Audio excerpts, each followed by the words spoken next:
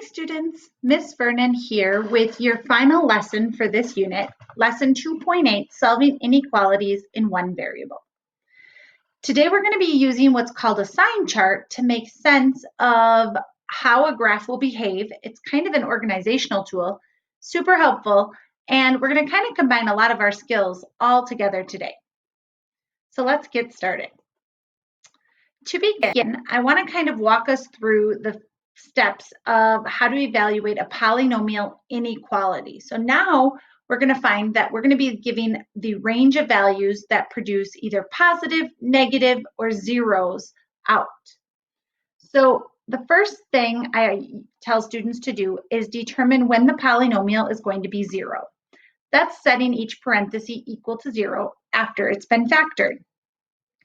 Step 2 is going to be to determine where the graph is positive or negative.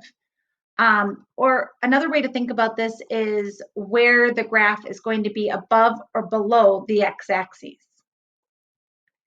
Step 3 is to determine the inequality and finish solving the problem by writing your answer in interval notation. Now, a couple things. First, we're going to use what's called a sign chart to help us focus in on how the graph is behaving.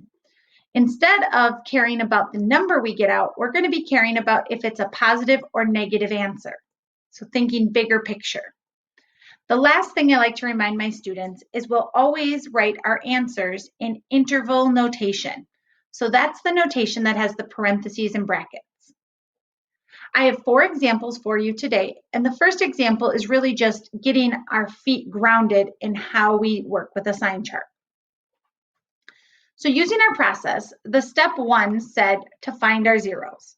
Because this is a polynomial function, I'm simply going to set each parenthesis equal to 0 and solve. When I do this, I get that x equals -3. The middle term is x squared equals -1, and when I take the square root of both sides, I get x equals positive or negative I. And the last one, adding 4, I get x equals positive 4. Now, when I go to my sign chart, I'm going to ignore the complex answer because we can't see that on our graph. So therefore, we don't graph it on our sign chart either. So if you have a complex answer with an I in it, you're not going to add that to your sign chart. Next, what we do is we take our remaining 2 answers and we place them on our number line in numerical order. So -3 comes before 4. Now that we've set up our sign chart, the next step of the process is to evaluate our function, so determine if it's going to be positive or negative to the left of -3, positive or negative between -3 and 4, and positive or negative when we are greater than 4. To do this, we're basically going to plug in a number that is to the left of -3. This is very similar to what we did when we evaluated around our vertical asymptotes to determine the limit. So in this case, I'm going to plug in -4 for each parenthesis term and determine whether or not I get a positive or negative out. If I plug -4 into x plus 3, I get a negative number out. Again, I don't care as much about the number as I do about the sign on the number. If I plug -4 in for x, a negative squared is a positive, so I'm going to end up with a positive in my second set of parentheses. When I plug in -4 for the third set of parentheses, I get a negative out, but then I'm going to square that negative. So a negative squared is a positive. Positive times a positive is a positive, and a positive times a negative is a negative. To the left of -3, my graph is going to produce negative values. Therefore, I would determine that it would be below the x-axis.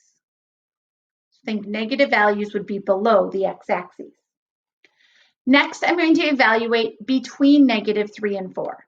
This time, I'm going to plug in 0. 0 plus 3 is a positive. 0 squared plus 1 is a positive. 0 minus 4 is a negative, but remember, we're squaring that, so really that becomes a positive. 3 positives will create a positive answer out. Therefore, I end up above the x-axis. All right, last but not least, we're going to evaluate to the right of 4. So I'm going to plug in 5. When I plug in 5, I get a positive. 5 squared plus 1 is a positive. And 5 minus 4 is a positive, and I'm going to square it so it still is positive. All positive answers produce a positive. Therefore, I'm going to be above the x-axis. Now, typically, when I get two of the same, positive, positive, I like to think about, does this make sense? And in my head, it does. Because x minus 4 is being squared, we have to remind ourselves that squaring a term creates a kiss of the graph. And because it kisses the graph, it will hit at 4, but then bounce back in the direction it came from. So, what does this actually look like, and what does this all mean? Well, I've gone ahead and I've graphed this function. I'm going to go ahead and use the highlighting tool to help you understand what we just found with the sign chart. When the graph was to the left of -3, we produced negative answers. That's this portion of our graph, the part of the graph that is below the x-axis. When the graph was between -3 and 4, our graph produced positive numbers or positive outputs. This would be the part of the graph that is happening above the x-axis.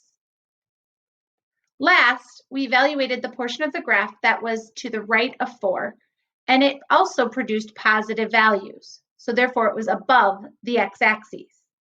Again, note that we have this value and the graph kissed the x-axis and then bounced back up. As you can see, it's not necessary to graph our function if we correctly evaluate our sign test. Let's go ahead and take a look at another example where we actually are evaluating it with an inequality. So step 1 of the process was to identify our zeros. In this case, I have zeros when 2x plus 1 equals 0, or at x equals -1/2. I have zeros when x minus 2 equals 0, so x equals 2. And I have a 0 when 3x minus 4 equals 0, or when x equals 4/3. Step 2 is going to be to create our sign chart. To do this, I'm going to create a number line, and because there were 3 zeros, I'm going to place those on the number line in numerical order. So -1/2, +4/3, and +2. Now it's time to evaluate how the graph or function is behaving in each grouping of values. So first, I'm going to plug in a number to the left of -1/2. In this case, I'm going to plug in the value of -1. If I place a -1 in for x, I would get a negative number out. In the second parenthesis, I would get a negative number out. And in the third parenthesis, I would get a negative number out.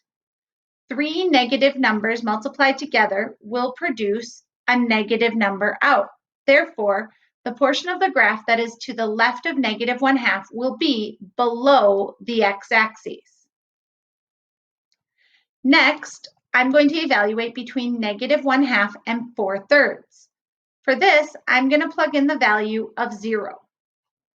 So if I plug in 0 to the first parenthesis, I get a positive out. If I plug 0 into the second parenthesis, I get a negative out. And if I plug 0 into the third parenthesis, I am going to get a negative out.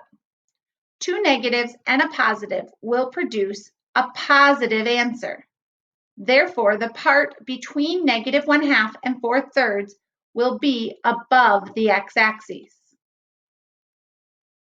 Picking a number between 4/3 and 2 is a little more tricky. I'm going to plug in 1.5. If I plug in 1.5, I'm going to get a positive number in the first parenthesis, a negative number in the second parenthesis, and a positive number in the third parenthesis. This will produce an overwhelming negative answer. Therefore, this portion of the graph will fall below the x-axis.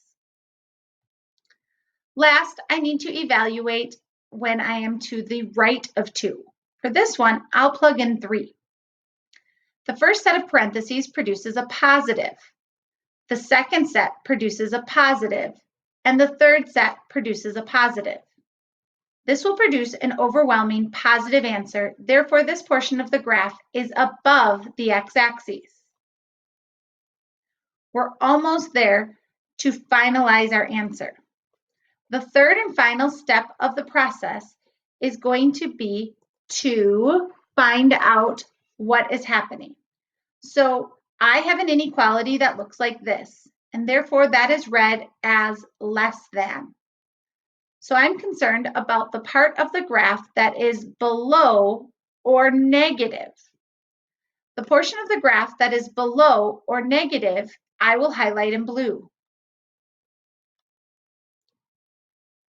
Because I just want less than and not equal to 0, I'm going to use parentheses on my key terms. So I'm going to have my answer be negative infinity, comma, negative 1/2, union 4/3, comma, 2.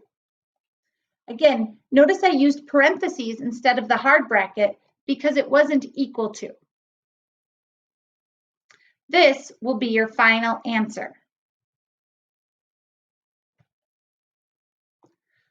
All right, next, I want to pause because as you know, polynomials and rational functions have a lot in common.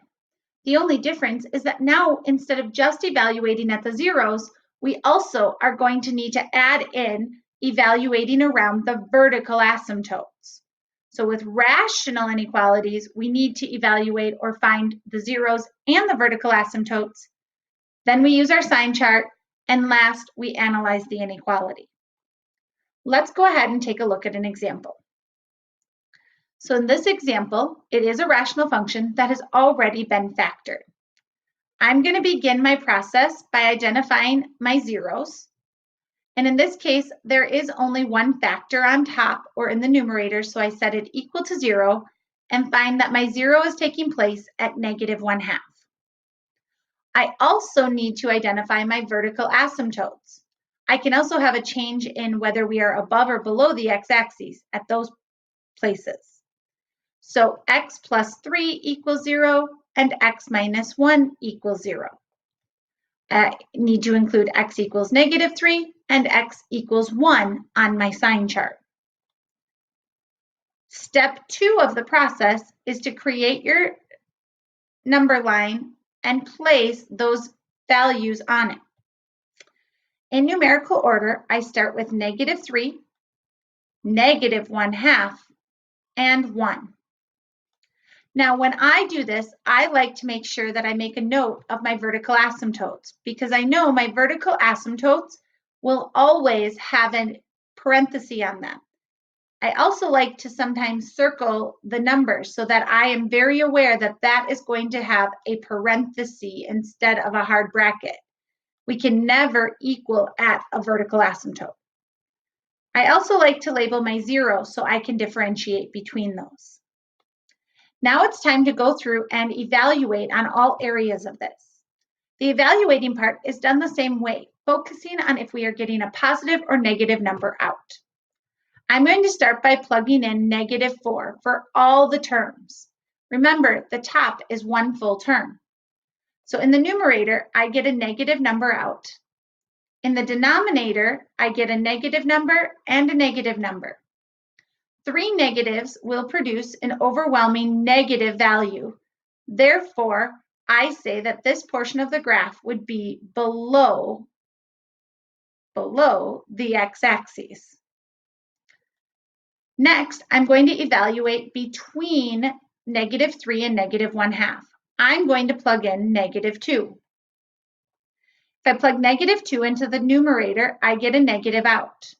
If I plug -2 in for the first parenthesis in the denominator, I get a positive, and -2 into the second parenthesis produces a negative. That means this portion of the graph gives me an overwhelming positive value out. Therefore, it will be above. Plugging in a number between -1/2 and 1, I like to use 0 whenever possible. Plugging in 0 to the top of this fraction, I get a positive number out. Plugging it into x plus 3, I get a positive, and plugging it into x minus 1, I get a negative. This produces an overwhelming negative value. Therefore, this portion is going to be below. Last but not least, I need to evaluate to the right of 1. For this, I'm going to plug in 2. On the top, I get a positive. Bottom, I get a positive followed by a positive. This will produce an overwhelming positive value. Therefore, it will be above the x-axis. All right, now that we have found all of our evaluating pieces, it's time for us to finalize our answer. So third step, we look at the inequality. This inequality is pronounced as greater than or equal to. Because it is greater than or equal to, I am concerned about the portion of the graph that is going to be above or positive. I also want to consider any of my zeros as an answer. Again, I'm going to take my highlighter and highlight the key pieces of information. I will want to include the 0 of -1/2. I will also want to include the portions of the graph that produced positive values out. Now that I have those pieces highlighted, I can write my answer. Remember, the circled values are going to have a parenthesis on them because they're a vertical asymptote. The -1/2 is a 0, so I can use a hard bracket on that one. This will be what our final answer will look like for this problem. I have one last example for us, and the last example is a non-conventional one. It is technically considered a polynomial in the sense that we are finding the product, but it's not our traditional. We have a square root in this one as one of our factors. So we're still going to follow the same process. We're going to start by finding the zeros of this particular function. This function is going to be x minus 3 equals 0 and x plus 1 equals 0. X equals 3 is a 0 and x equals -1 is a 0. Step 2 is still our same process, our sign chart. In this case, -1 needs to come before 3 when I'm doing my evaluating. All right, now let's move into finding our different portions of our graph.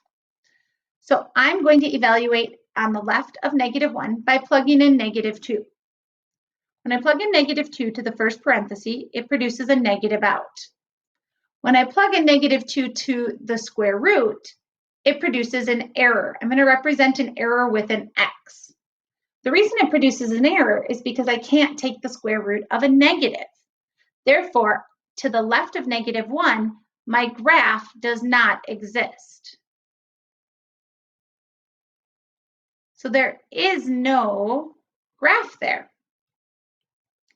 Next, I'm going to evaluate between -1 and 3. I'm going to plug in 0. When I plug in 0, I get a negative answer followed by a positive answer. Therefore, this is negative or will be below the x-axis. Plugging in a value that is to the right of 3, I'm going to plug in 4, produces a positive answer followed by a positive answer. Therefore, this is positive or above. Now we're ready to do the third and final step, which is the analysis. Again, we have an inequality here that is read as greater than or equal to. Remember that technically both of these values were equal to, so we need to make sure we include the -1 and the 3 in our answer. We also care about the part that is positive, so this portion of our graph. Now that we've analyzed it, we can write our final answer. When it's just a single number, we use these fancy script brackets. And then we're going to include 3 to infinity. There you have an answer that involves a square root. I hope today's lesson was helpful. And if you have questions, be sure to reach out as soon as possible. Bye now.